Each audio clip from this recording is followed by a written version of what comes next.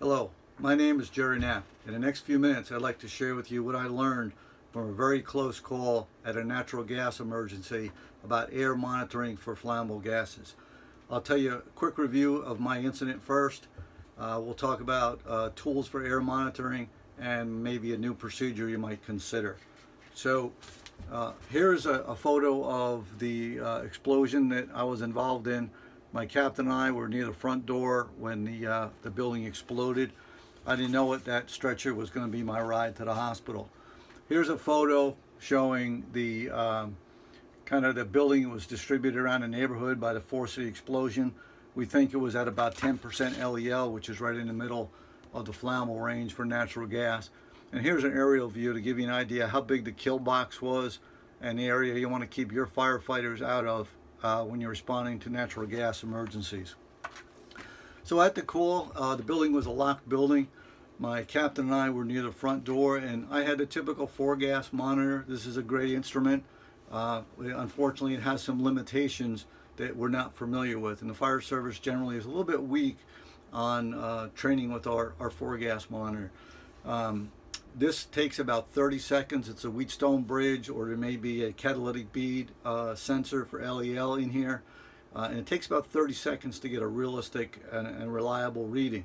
So while I was at the front door, if I would have had a metal oxide sensor like this, or some version of this that will respond immediately, and not only does it respond immediately, it responds at about 10 times faster and about 10 times lower concentrations of gas than the 4-gas. 4-gas is a good instrument. This is a good instrument. What I'd recommend is you use them both together.